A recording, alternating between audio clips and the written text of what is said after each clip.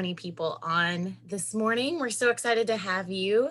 I currently serve on the board of directors for Bike Nashville. This is my 6th year as a board member, my 2nd as the board president. So I'm so excited to see so many faces. A lot of them I recognize, folks I haven't seen in quite a while because of COVID. So it's very nice to see everybody smiling and happy and excited to have you part of this. This Streets for People Awards, this is the first year we've called it this, but it's not the first time that we've gotten together. Typically, this is our annual celebration and awards. We typically have held it in December in the past. I think the last one we had in person was at 8th and Rose, Charlotte, Nora. I think that was the last one we had in person before everything shifted. But yeah, so we're glad to have you online this year and be able to do this in some capacity. So despite the new name, the event is still very much focused on honoring the folks that have invested in Nashville. A lot of folks work very hard to make this a safer city for walking, for biking. So at the end of today's time together, we'll announce our Streets for People Award.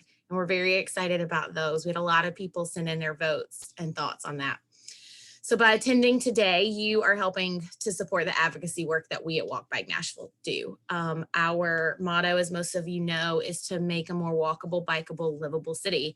And from some of the faces that I do recognize and I know that many of you do that on your own. You do that in your spare time. You do that through your jobs. So we're very grateful for all of the participation we have across the city to do that. So thanks for buying a ticket. Thanks for our sponsors who were able to be here and be part of this today.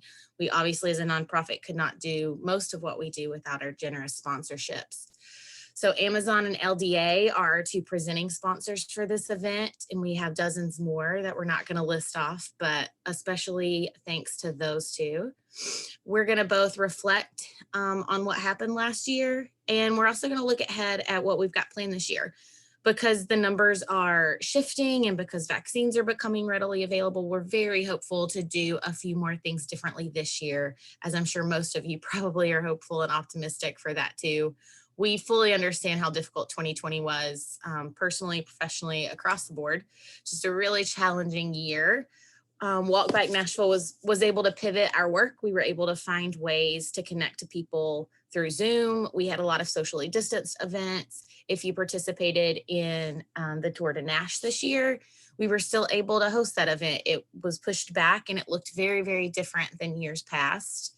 We didn't have the big mass start and finish this year, but we were able to pivot and make some things happen. So we're very excited for that. This past year, we saw more people walking and biking than ever. Bike clubs, school bike clubs, slow streets. Nashville was a huge effort with Walk Bike and the city. I'm sure you've seen signs for that throughout the year. It brought people together.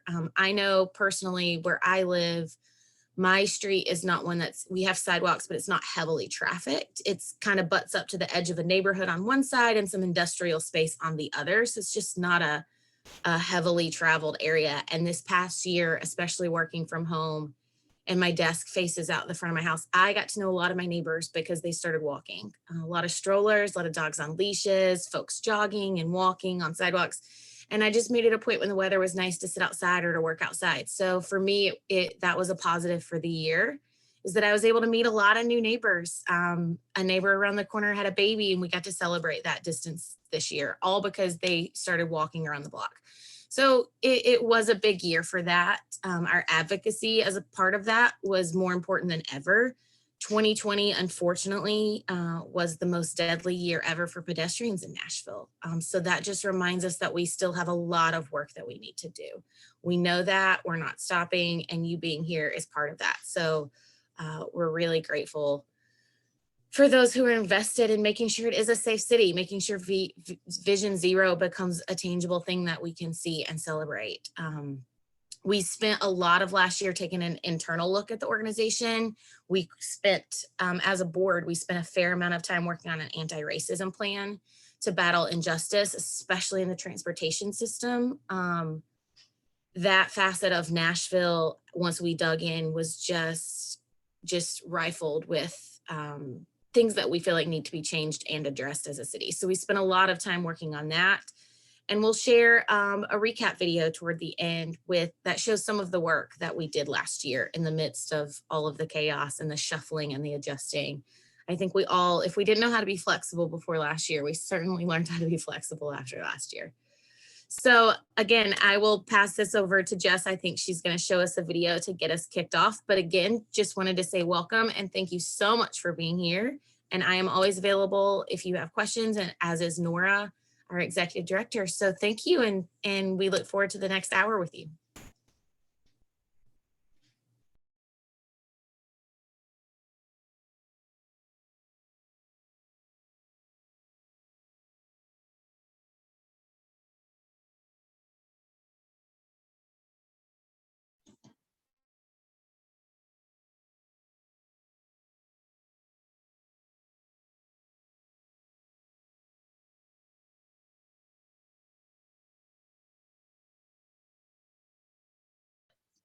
And just a moment, we realize the sound is not working. Give us a moment to figure out how we can get that fixed. We love our Zoom and we hate it.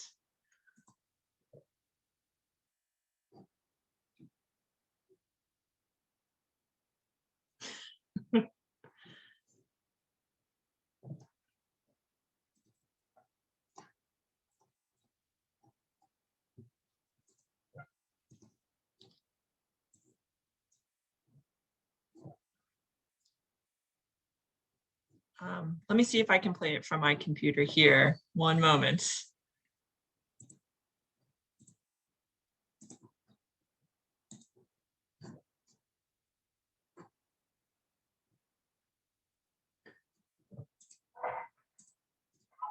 Can we hear it?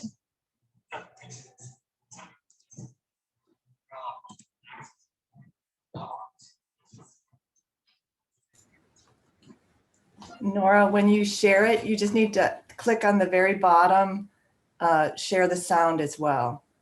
Okay, thank you. Sorry about this, everybody. Here we go.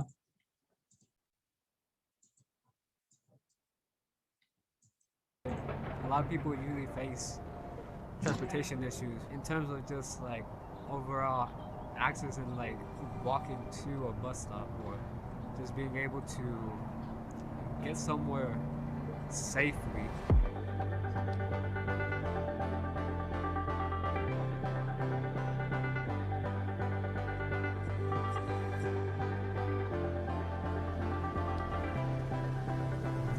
Hi, my name is Carlos Diaz, and currently I'm a junior at Valley College Prep.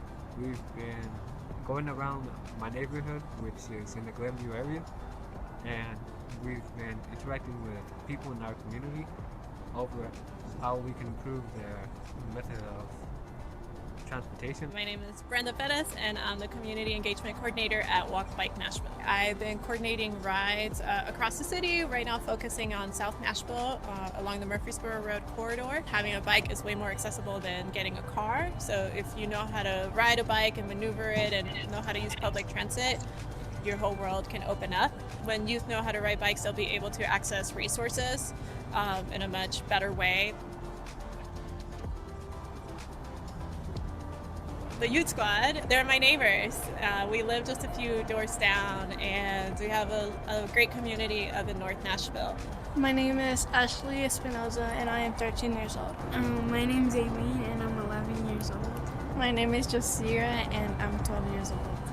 I learned how to put a wheel back on a bike and how to fix my brakes. I learned how to take my wheel off or put air in it. If we're on a ride and something happens to the bike, I can know how to do it and how to fix it. They show up as the experienced crew and keep an eye on all the younger and older riders and tell them how to ride on the road, and they teach them things. So it's really great to see them step into that leadership. There's lots of people, and there's lots of traffic, and there's barely any sidewalks, so you have to ride on the road. What we don't want is our kids out riding and not know the safety rules and how to ride a bicycle properly. And a lot of kids don't get to learn it. A lot of them don't even get to learn how to ride a bicycle. So Walk Bike Nashville offered that to our students, and the kids were so excited. The accomplishment and the joy in their eyes was breathtaking, I'd say.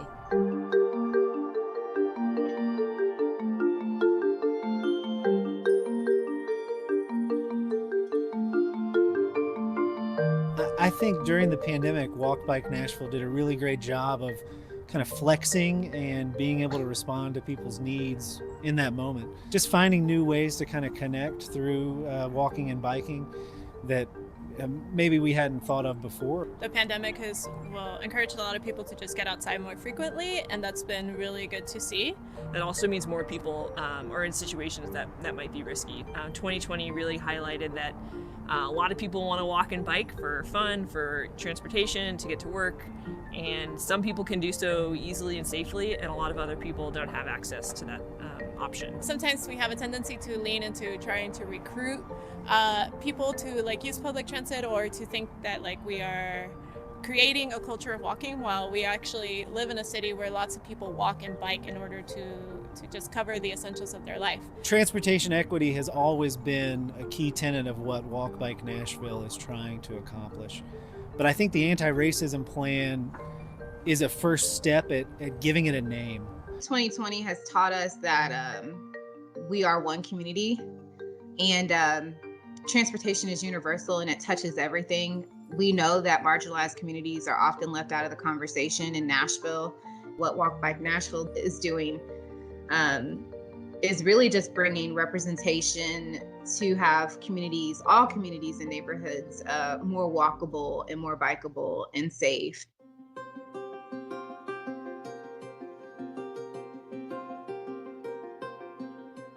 So we know that how fast a car is moving is a really big factor of whether or not a crash happens, and if a crash happens, how severe it is. And during the pandemic, we've seen a lot of people drive a lot more quickly, and that's really dangerous for people walking. 2020 was the worst year ever for people walking in Nashville. There were 39 people killed. That's really unacceptable, so a big part of our work is trying to tackle that problem. The Slow Streets initiative was something that I really enjoyed. So the Slow Streets program was kind of intended to give people more space and to make sure the spaces were safer. They closed down a number of streets to through traffic and encourage people to walk, bike, scooter, whatever in the middle of the road. And it was just a great opportunity to get out, see your neighbors, be able to, socially distance. It was a really close partnership with the city, so we're really grateful that they were willing to kind of try new things. 2020 has taught us anything is possible, right? Anything is possible. I'm really excited about expanding these spaces, expanding our bike lanes, our sidewalks, creating a culture where we want this not just in a pandemic, but we want to integrate this into our long-term life of our city. If we do it correctly, Nashville could be a walking and biking utopia. I think it's important to invest the resources in our communities. I think Walk Bike Nashville does that. It has created a community of people that care about this throughout Nashville. Walk Bike Nashville really is powered by our people. So if you're not a member, we hope you become a member. Reach out, get involved. We want to plug you in, and we want you to help us build a better city.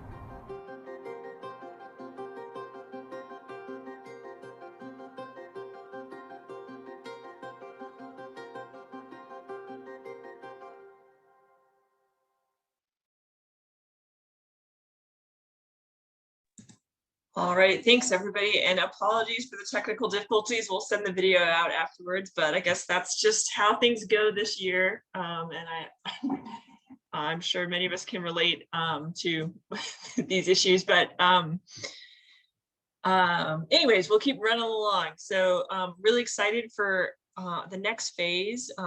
As you can see from our video, a lot of our work this year has been focused on building a city that's inclusive for everybody, acknowledging what hasn't been working and what actions have really helped make our city a better place, and also what actions have really hurt our city and also made our city a less equitable place to live. So we're really excited to have a keynote speaker today, Mindy Fullilove. She's an MD, she has LFA-PA and an honorary AIA.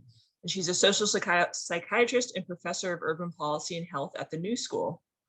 Since 1986, she's conducted research on AIDS and other epidemics of poor communities with a special interest in the relationship between the collapse of communities and a decline in health. She's published and co-authored numerous articles, books, and monographs, including The House of Joshua, Meditations on Family and Place, Root Shock, How Tearing Up Cities, Neighborhoods Hurt America and What We Can Do About It, Urban Alchemy, Restoring Joy in America's Sorted Out Cities. She is co-author of Enforcers to Guardians, a public health primer on ending police violence. And her latest book is Main Street, How a City's Heart Connects Us All, which was released in September of 2020 by New Village Press. So we're really excited to have Mindy here to join us. And with that, I will turn it over to Mindy. Thanks so much. It's good to be here. And yes, I know all about things that go wrong on Zoom, so I feel you. I'm going to attempt to share my screen and click all the buttons. We'll see what happens.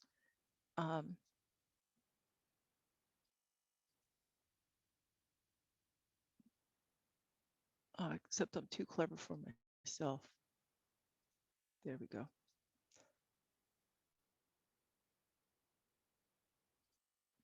I think you can see it now. Is that true? You can. Excellent. That's very exciting. That's a good start.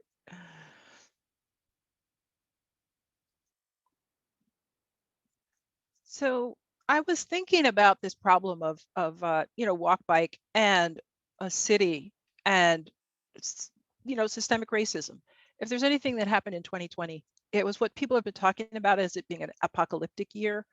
That it's apocalypse in the sense that apparently the word means draw back the veil, and so it was a year that drew back the veil on all kinds of things, like the terrible state of America's electric grid.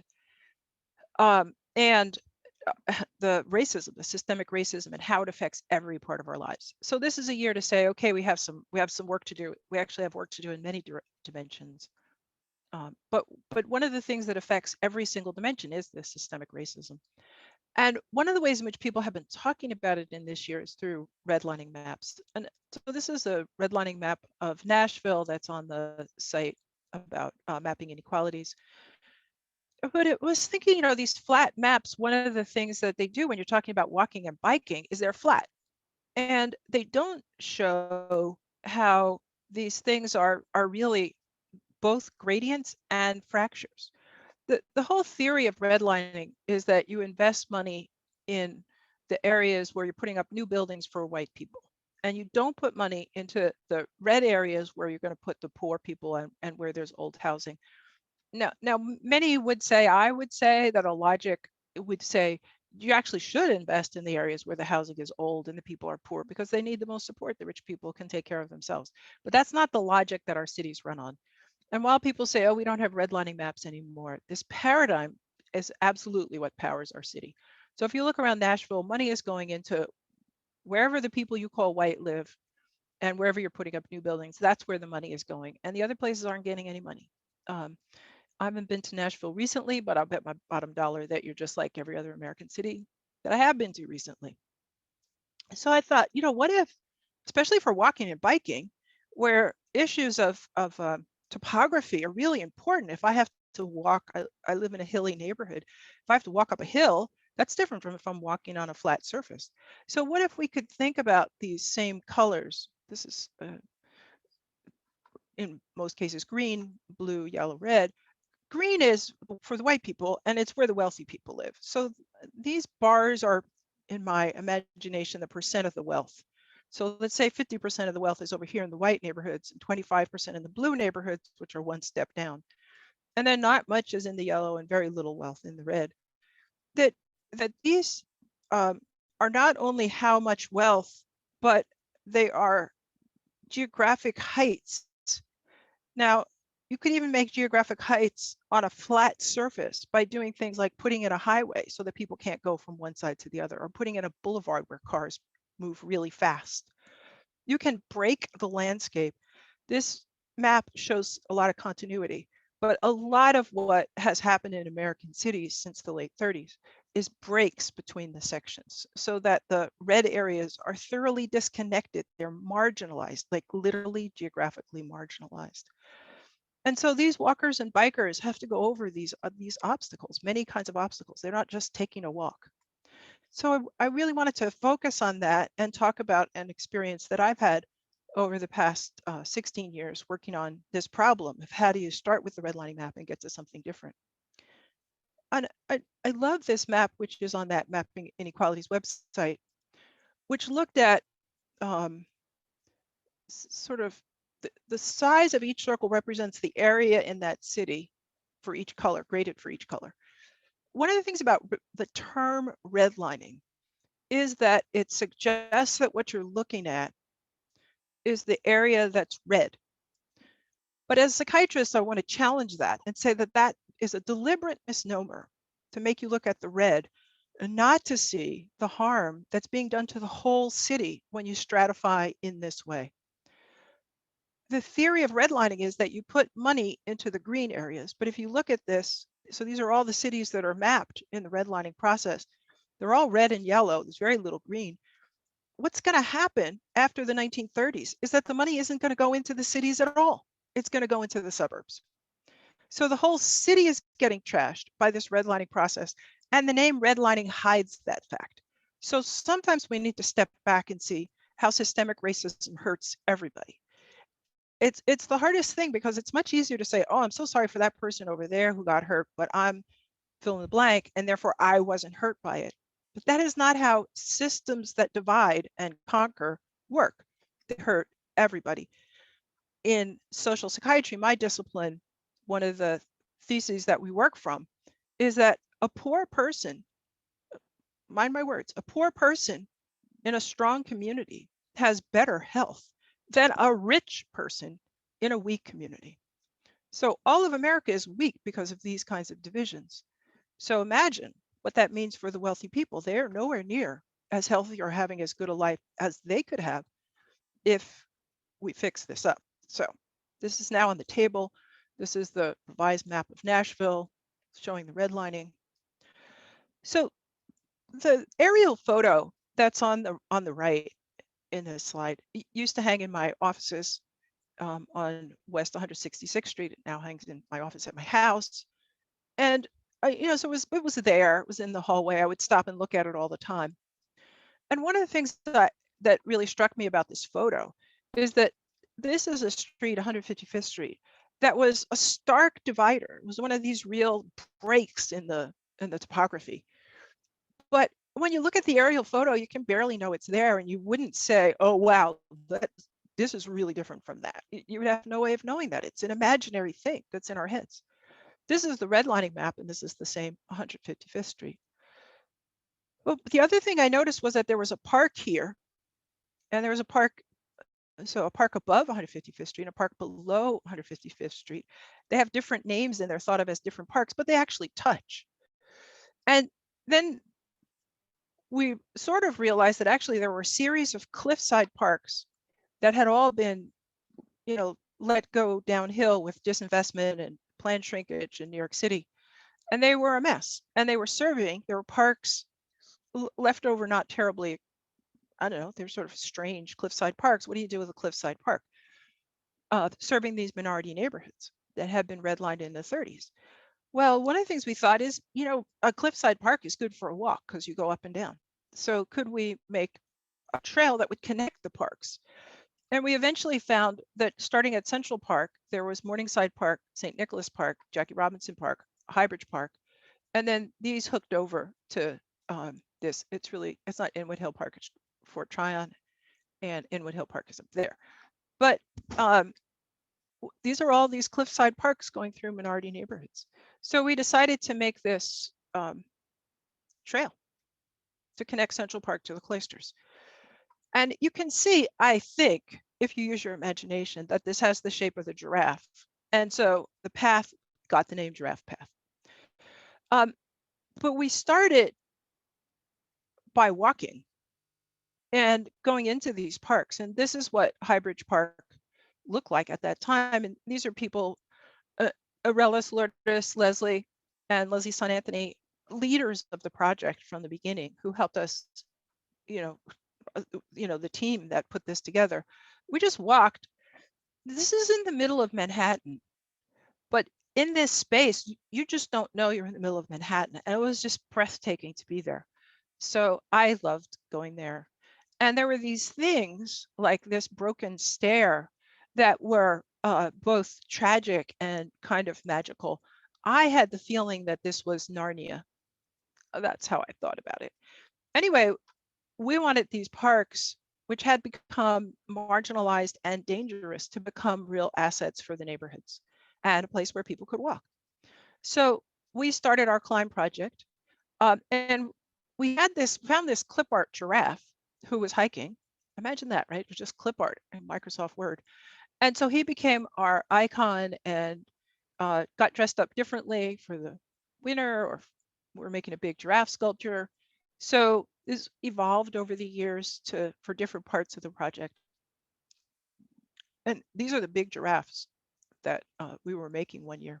So the giraffe has taken on a lot of symbolism. We invited school children to make paper mache giraffes that were placed on the trail for our annual Hike the Heights when we gathered everybody in the parks.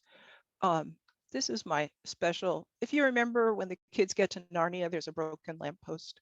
So this is the real symbol of Narnia right here in the upper left.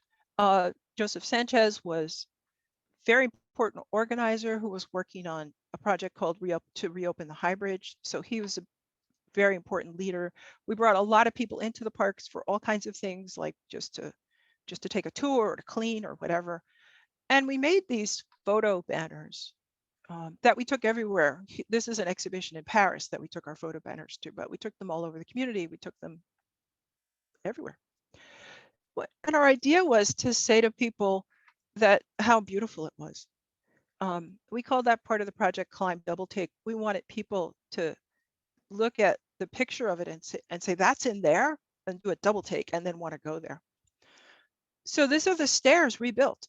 This is a photo of the stairs before, and these are all sorts of people at Hike the Heights climbing the stairs.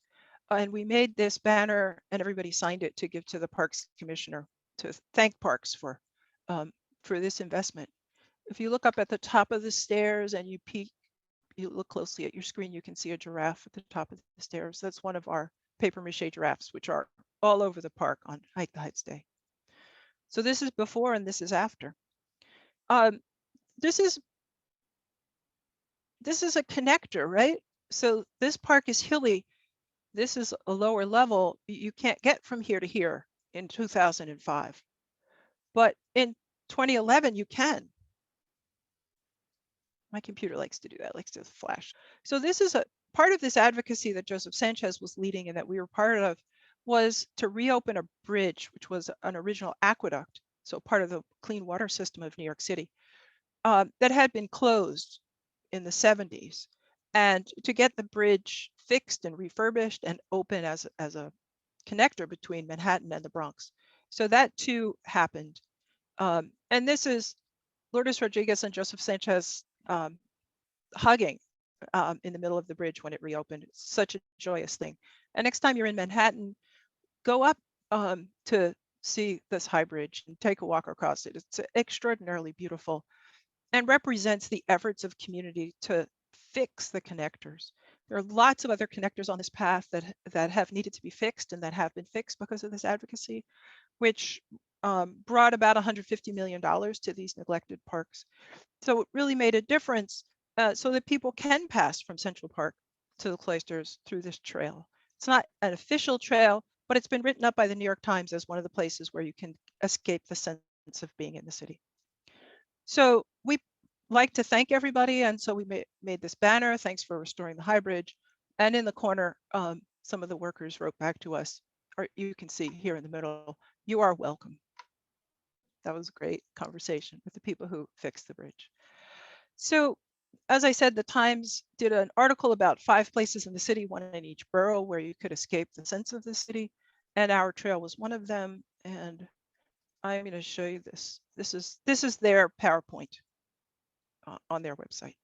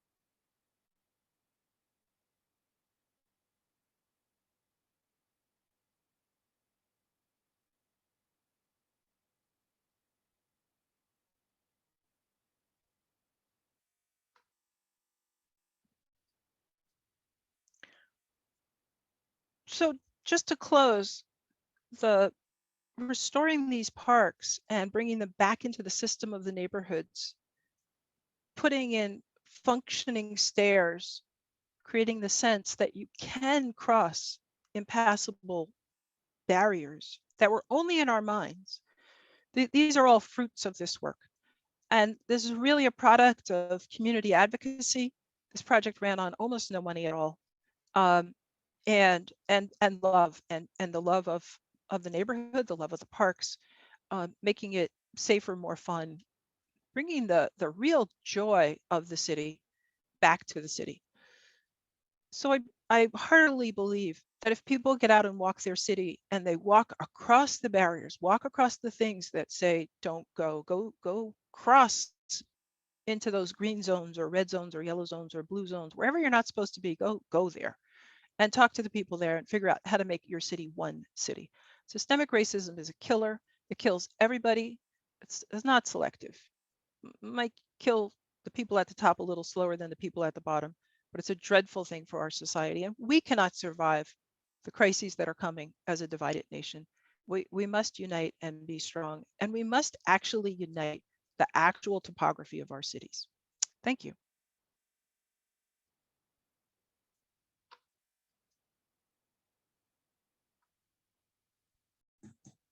All right, thank you so much. I love that idea of reuniting our city through walking. I think that's something that really resonates with me and hopefully with a lot of us. And a lot of our work at Walk Bike Nashville this year has been about making sure we understand those barriers in our city, both the visible ones, like our pikes, which many of us know are our most deadly streets that divide all of our neighborhoods, our interstates, which certainly divided our neighborhoods intentionally often, in their placements, but as well as the invisible ones sometimes that are there, or the ones that might not be as obvious until you're out on foot or on bicycle, moving through our cities.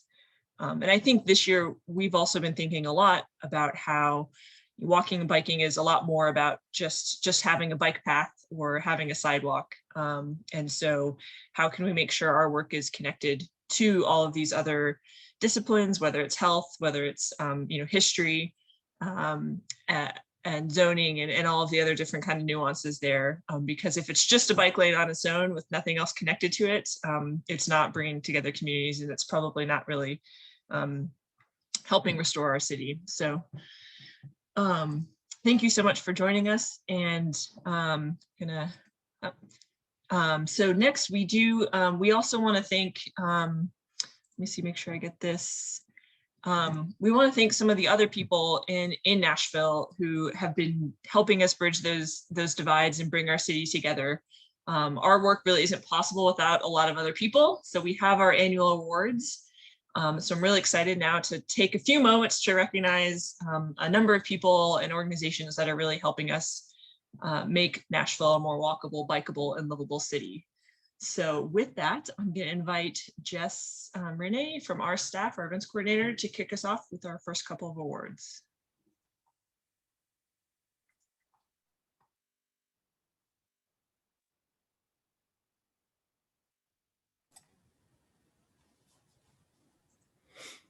Hey there, I'm going to get my screen shared once again. We're going to try it again. All right, look at that. Here we are. Okay, so yeah, we're gonna jump into our awards. We're just gonna start right off with our Volunteer of the Year. So this award goes to one of the many amazing volunteers without whom our work would not be possible. So this year's Volunteer of the Year is Rod Frank. So Rod was seriously one of the reasons that the Tour de Nash happened last year. In addition to heading up our route planning and route marking team, he actually ended up marking much of the route himself. It started to rain the day before the tour, so Rod went out literally in the middle of the night to touch up key turns that might have been washed away to make sure that everyone could stay on route and stay safe during the Tour de Nash. So we really want to thank Rod so much for all of his help. And then he has actually joined us as a panelist, so I will let him just, Rod, you can turn on your mic and say if you have anything to say. Thanks, Jess.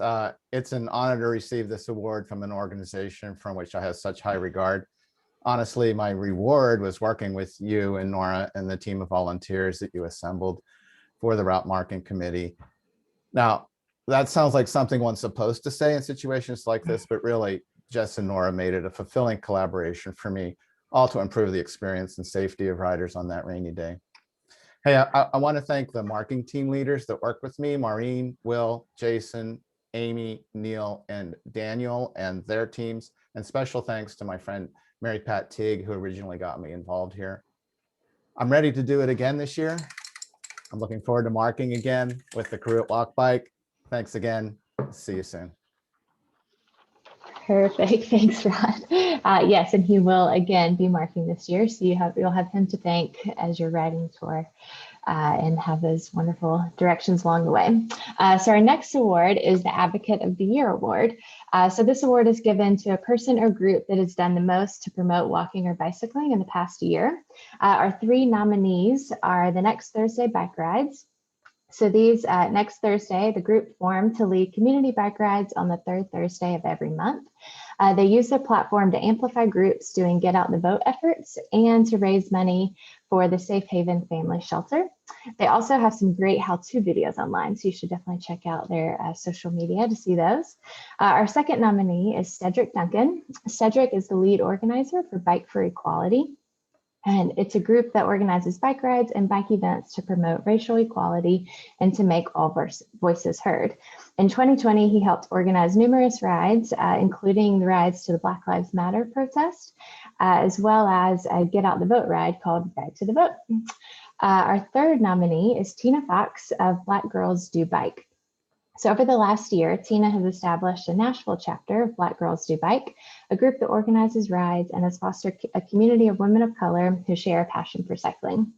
So our winner of this year's Advocate of the Year goes to Cedric Duncan.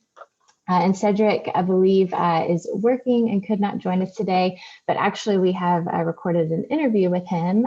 So we will be posting that in the next couple of weeks. So you'll get to hear more about Cedric and the work that he's doing with Bike for Equality. All right, our third award is a Business or Organization of the Year.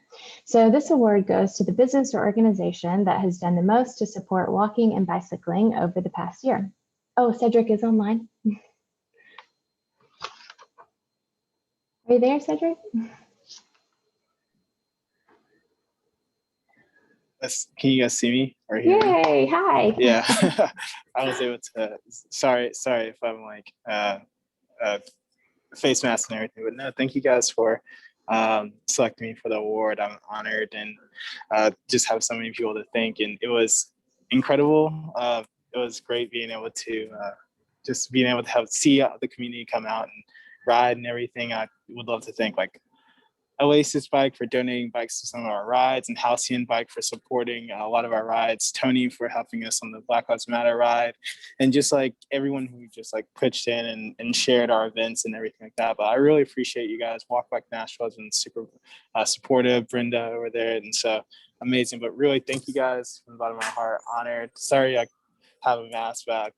I'm at work right now, but thank you guys so much, and congratulations on to all the other winners. Thanks so much. Yay, thanks, Cedric. I'm glad you were able to join. Okay, so our third award is the Business or Organization of the Year. So this award goes to the business or organization that has done the most to support walking and biking over the past year. Our two nominees are Frothy Monkey, the Fifth Avenue location, and the Downtown Partnership. And they're nominated for their work in creating a parklet on Fifth Avenue with seating, planters, and a public bike rack. And you can see the rendering there on the screen. So this parklet was a team effort by those two groups, and it will be opening soon. So stay on the lookout for that. And then our second nominee is the Oasis Bike Workshop. So the Oasis Bike Workshop has long been a leader in empowering young people to bike through their Earn a Bike program, their work within Metro Public Schools, and their mountain biking team. But this year, they've stepped it up to an even higher level with the opening of Nashville's first public surfaced pump track, which is in Watkins Park, and it opened just a few weeks ago. So this year's Business or Organization of the Year award goes to the Oasis Bike Workshop. And Dan Furbish, the director of the Bike Workshop, is here to accept the award. Thank you all so much. So our program just turned 12 years old this year, and we've been working with young people, middle school and high school age, through mostly public schools and community centers for 12 years. So it's been over 1,600 young people learning how to build and maintain bikes, and now to finally have a safe place to ride in the neighborhood that we work in is kind of a dream come true. So it's already, we've been really intentional about wanting it to be as inclusive as possible. And it's already just kind of been that way organically. This whole underworld of old BMX riders have come out and shared their skills and their bikes and things like that. So it's really great. And we definitely couldn't have done this. This was a project with Sorba, who are the mountain bike trail builders all around town, and Nashville Parks Foundation, and obviously Metro Parks. It's in a Metro Park. So thank you all so much, and go check it out if you have not already.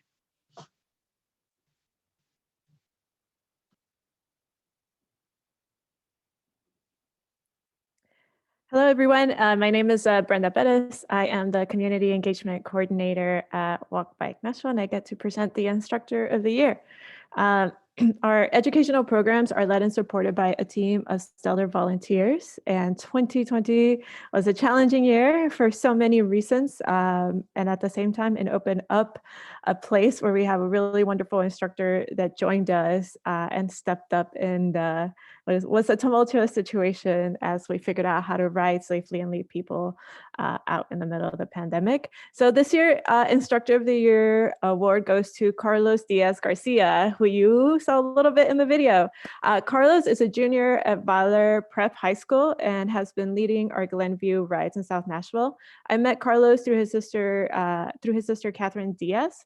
Carlos showed up on the first day ready to ride and involved others. In the fall, he helped outreach in the neighborhoods. We would ride around the apartment complexes, handing out flyers, inviting people to come out to the rides, to the maintenance workshops. And Carlos listened carefully to the neighbors' concerns about transportation. He helped maintain our bikes before the rides. And it was really wonderful to see the community ask for him as we set up for the next ride. They would get there and be like, when is Carlos coming? When is Carlos coming? So we're really thankful for Carlos and his family and grateful for all his support for making Nashville a better place. And he is here with his teacher's permission, right? So Carlos, if you'd like to come on and say a few words. Yeah, audio okay? Mm-hmm. Yes. All right, okay, well, first of all, I would just like to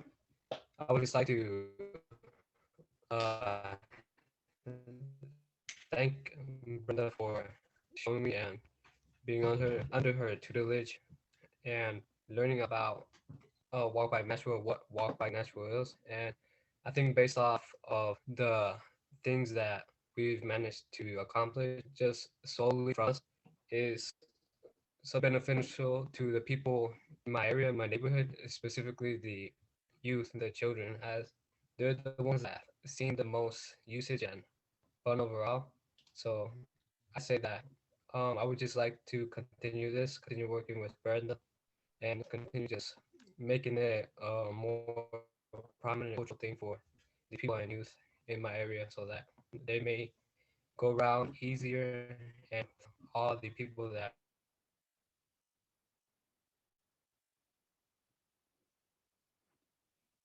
Thank you, Carlos. We really appreciate it. And we are so excited to get back out once the weather warms up and continue these rides and build with the community. All right, so virtual applause. The next award that we have is the Government Champion of the Year. This award goes to the person in the public sector, either elected or unelected, who has made the greatest impact in Nashville for more walkable, bikeable, and livable in 2020. So we have a couple of nominees. First one is Derek Hagerty from Metro Public Works. Derek has made a huge impact in the past few years on our streets, including revamping the widely popular traffic calming program, spearheading the Slow Streets program in the spring and the fall, which collectively brought a total of 21 miles of slow streets to Nashville. And we have Justin Cole from We Go Transit. For many years, Justin has worked behind the scenes to make Nashville a better city for those not driving cars. As a senior transit planner at WeGo, he works to make the transit system better for those who use it daily, as demonstrated by his work with the Better Bus Plan and many WeGo projects. Third, we have Courtney Stone and Jeff Hammond from Metro Public Works. Courtney and Jeff were critical in moving forward the 25-mile-per-hour speed limit reduction and making it a reality. Their work with this program to get the word out about it will make our streets safer across the city, and we can't wait to see that be implemented. And last, we have Councilmember Emily Benedict. Since joining Metro Councilmember Benedict has been a strong champion of safer streets. She chaired the Special Sidewalk Committee and spearheaded the committee's work to improve the city's sidewalk program. And she worked with Councilmember Van Rees to push for a crosswalk at the intersection of Gallatin and Stratford Avenue. All right, and the winner for the Government Champion of the Year award goes to Derek Hagerty. So Derek, I'm passing over to you. Oh, thank you very much. I feel like we got the order wrong. We should have definitely saved Carlos for the last. I can't match his impact, but just want to say thanks to Walk Bike Nashville. Since I started at Public Works, I've talked to someone from that organization on a weekly basis. I think I'm one of the first government officials to get to work with Brenda Perez. Walk Bike Nashville, very lucky to have her. And looking forward to continue the work that you all bring to the city as we move forward. Thank you. Thank you, Derek. We're excited to see all the things that you're going to do to make our city better. No small task. All right, I think I have the next couple of awards to present. We have some new awards this year, and I should note that in future, we are looking for nominees. So this was the first year we've offered them, but we hope everyone thinks throughout the year for some great projects, because we hope to continue to grow these awards. But our next award is the most walkable, bikeable project.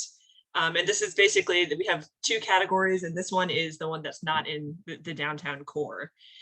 So this award is given to the project, private or public, that is best designed for those on foot, bicycle, scooter, mobility device, or bus. And the two nominees, the first is the Heartland Sidewalks, which are designed by Reagan Smith and a project of Metro Public Works. This capital project extended some much needed sidewalks from Jerry Baxter Middle School along Hart Lane. The project required blasting through a rock wall to make room, and it was led by Andrew Smith at Metro Public Works with support from Councilmember Van Rees. And as I mentioned, Reagan Smith was the project engineer. The next project was the Nolansville Bus Stop Shelter Program. So this was a collaboration between WeGo Transit and CDM Smith. This innovative project updated key bus stops along the Nolansville corridor, including boarding islands, incorporating bike lanes, and had several other unique designs. This very unique project was a collaboration between several departments, WeGo, Public Works, Planning, and TDOT, and it helped WeGo develop their new bus stop guidelines in full, which you can check out on the website. And our winner is the Nolansville Bus Stop Shelter Project. So I think we have someone here. Let me see who is able to join. Yeah, I think Lydia is here and Ashley are here to accept the award. Yes. First of all, thank you. Thank you. Thank you for the award. Thank you for the recognition. WeGo Public Transit has the privilege of being able to serve the people of Nashville.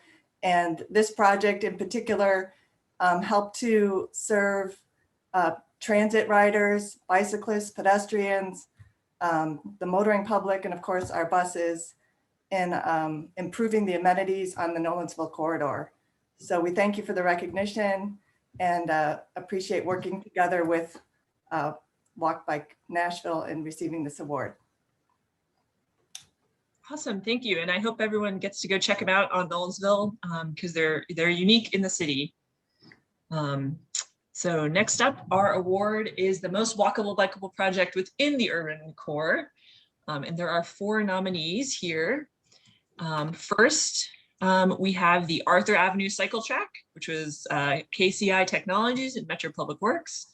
So the Arthur New Avenue project was about so much more than transportation. It was a true community partnership at many levels, from neighborhood residents to Metro Nashville government agencies and nonprofits. It is a two-way protected cycle track that was created through extensive community engagement and helped stitch together the North Nashville bike lanes between Buchanan Street and Monroe along Arthur Avenue. Next, we have the 21st Broadway Division Street intersection, which was a project by Metro Public Works with design by Little John and RPM. And so it was a couple of years ago, but this project has totally remade and upgraded this busy intersection. Closed off a slip lane, installed pedestrian crossings, drastically improved the signals, widened the sidewalk, and improved the bus stop. Really made a safer street for everyone. Third, we have the Commerce Street protected bike lanes, which are a collaboration between Metro Public Works and KCI Technologies.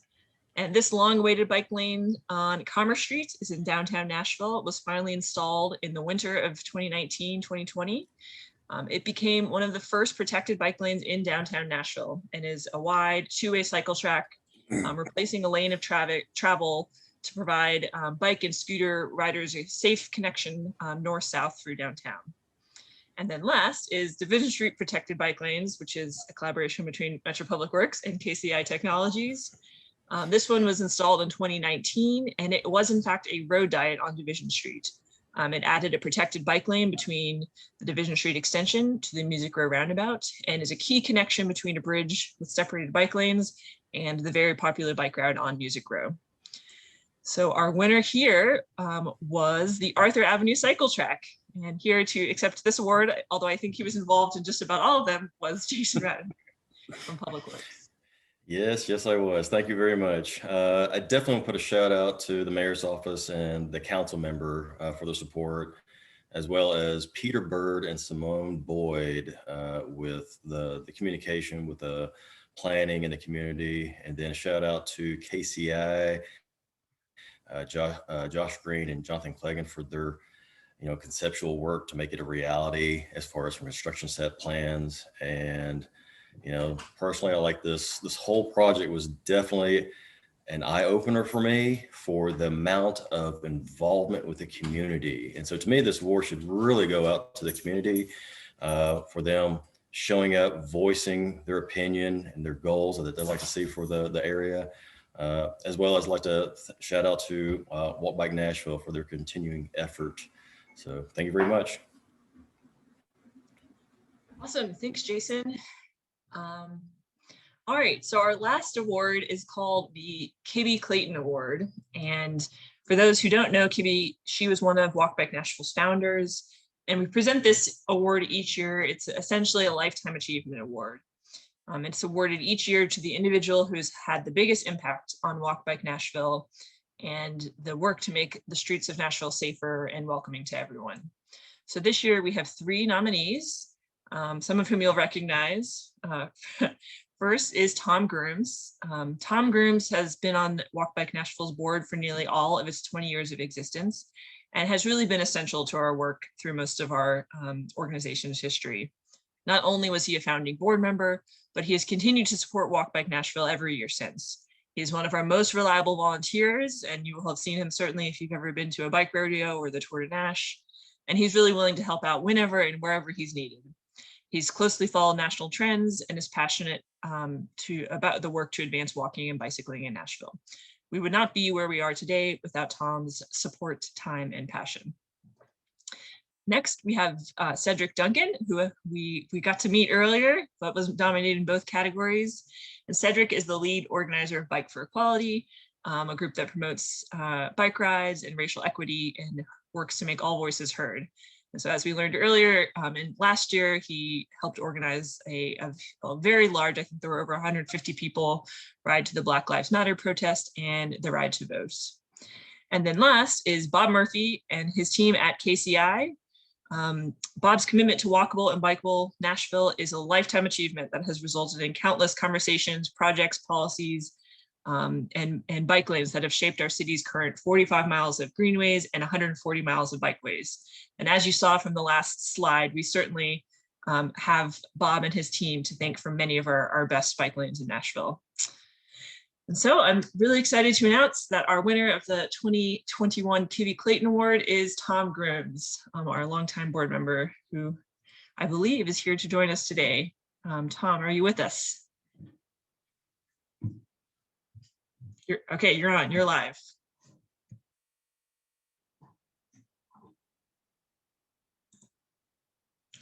Tom, I don't think we can hear you.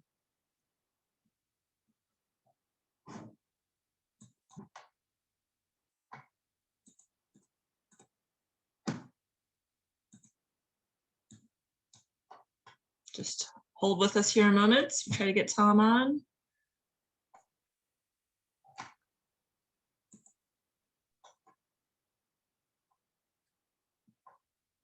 Okay, Tom, try now.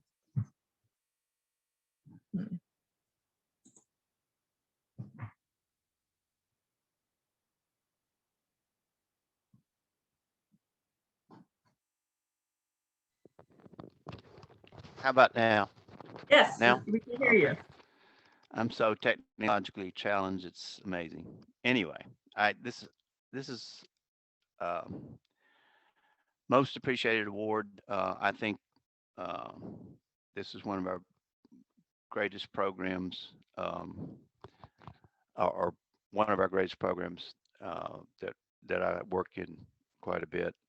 That is bike education and bike learning to ride. So I'm hoping that we can expand this program as much as possible throughout the city and throughout the neighborhoods, and is something that I think is very important work for Walk Bike Nashville to continue and to expand. So thank you very much for this award. Awesome, great. Well, thank you, Tom. We are, I think everyone here is, the chats are streaming in. We're really grateful for all of your work. So with that is the end of our awards. We're really sorry we can't be all together to celebrate them in person. It's a lot more fun when we're all hanging out and not stuck on Zoom trying to figure out how to make the video work. But we appreciate everyone joining. We did want to also give a shout out again to our sponsors, who I think were displayed there a second ago. We have a great new suite of sponsors for 2021. And we have two new presenting sponsors, Amazon and LDA Engineering. So we're really grateful for their support, as well as the longtime support of many of our other sponsors, Gresham Smith, Hawkins, Alliance Bernstein, Vandy, and many others.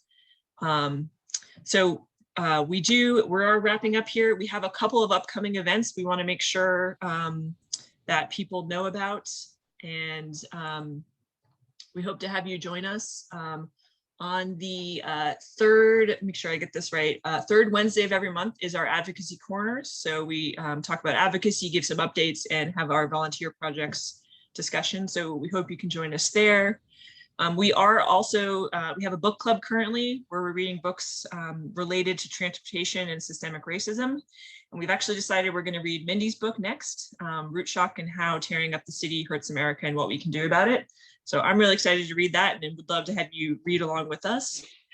And then last, we wanted to just announce, you should receive an email shortly with the save the date. Well, we are going to be hosting the Tour de Nash on May 15th. It's probably going to look different. Once again, I don't think we'll be back to full Tour de Nashes as in years past, but we're still hoping to get people out riding and have a really great time. So we hope to see everyone there. So last, again, I just did want to thank Mindy for joining us, Mindy Fullilove, and sharing kind of her thoughts and wisdom from what other cities are doing and how we can kind of talk about using walking and biking to bridge our divides in our city and stitch our cities back together. And that's certainly needed in Nashville, like everywhere else. So with that, we're 1 minute over. Thank you everyone so much for joining us. And we hope to see you either in Zoom or preferably even in person someday soon. Thank you, Nora.